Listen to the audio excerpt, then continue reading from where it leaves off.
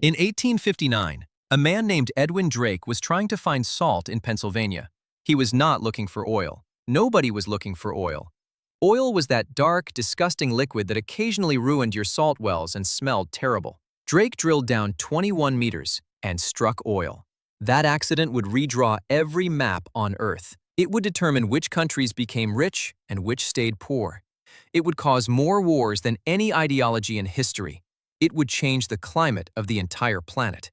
It would make 8 men the wealthiest human beings who had ever lived. And it would kill Edwin Drake. He died in poverty. A state pension kept him from starving. The industry he accidentally started had made other people into legends. He got nothing. This is the story of oil, one of the most consequential, most violent, and most unfair stories in the history of the world. In 1850, the world ran on 3 things: wood, coal, and whale oil. Wood heated homes, coal powered steam engines, and whale oil lit the lamps of the world. Sperm whales were hunted to near extinction because their oil burned cleanly and brightly. Voyages lasted 3 or 4 years. Men died. Whales were slaughtered by the tens of thousands. Coal-powered industry but was dirty and fixed. You could not put coal in a lamp. All these energy sources had one thing in common. They were running out as the Industrial Revolution's appetite grew. The world needed a new energy source. The economics were building toward a transition. Then, a failed businessman looking for salt in Pennsylvania changed everything. Edwin Drake had no engineering qualifications. He had worked as a railroad conductor, hired by investors to see if petroleum could be extracted by drilling. The investors gave him the title Colonel to make him seem authoritative, even though he was not one. Drake arrived in Titusville, Pennsylvania in 1858. He hired a blacksmith named Uncle Billy Smith to do the drilling. The locals called the project Drake's Folly. The money ran out. Investors sent a letter telling him to shut it down. The letter arrived after the oil did. On August 27, 1859, Uncle Billy looked down the drill pipe and saw dark liquid rising. 21 meters down, the modern oil industry was born. Within months, the region was overrun with prospectors. Oil prices collapsed as supply flooded the market.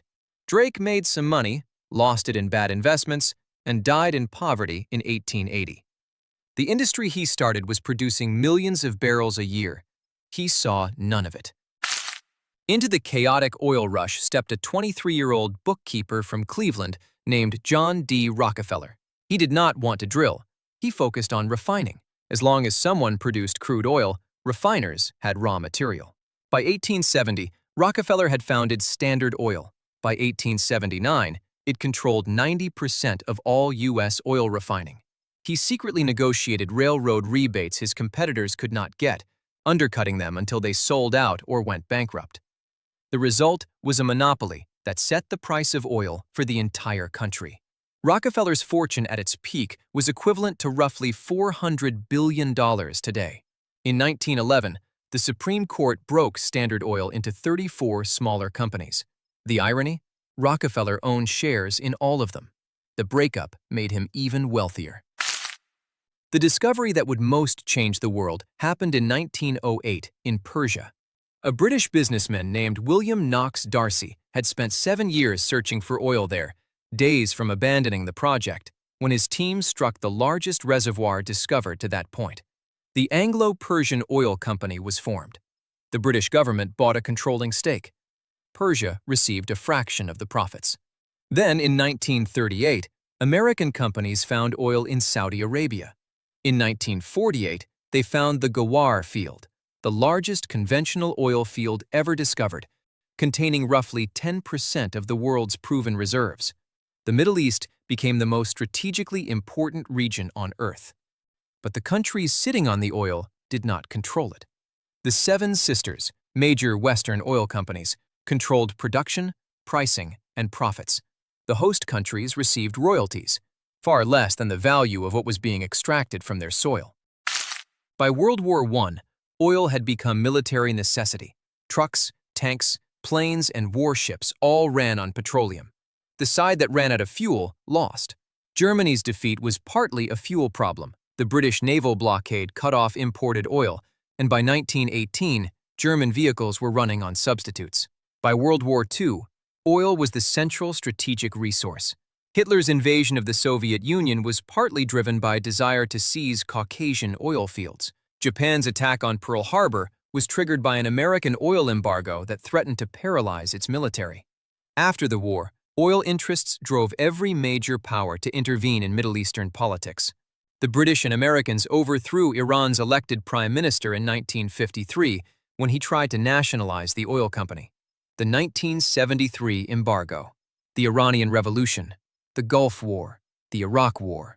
Every major Middle Eastern conflict for a century had oil somewhere in the equation. In 1960, 5 nations, Saudi Arabia, Iran, Iraq, Kuwait, and Venezuela, formed OPEC. Their goal: take back control of their own resources. The West largely ignored it.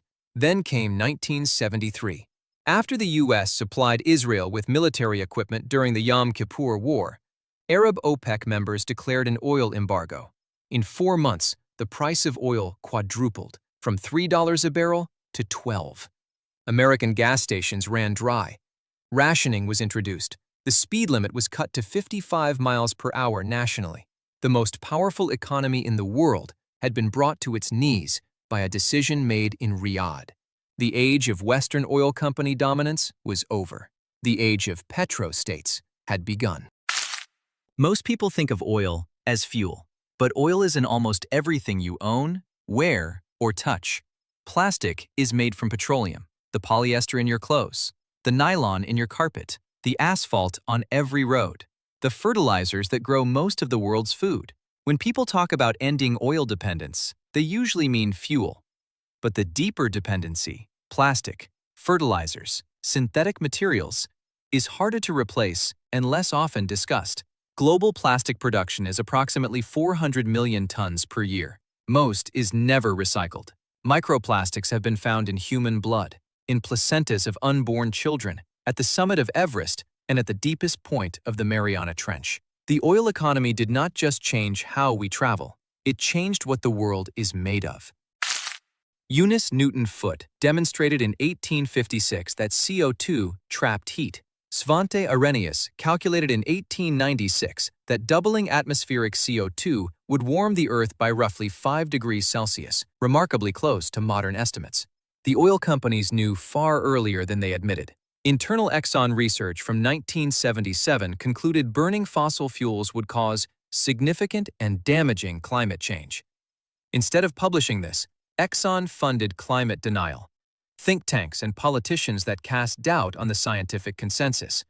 This delayed meaningful action for decades. The result? The planet has warmed approximately 1.2 degrees Celsius above pre-industrial levels. Extreme weather is more frequent and severe. The 6 hottest years on record have all occurred since 2015. The oil industry knew. For half a century, it knew. The bill for that delay is still arriving. Oil did not just power the 20th century, it shaped it. Saudi Arabia is a country whose borders, dynasty, and wealth were created by oil.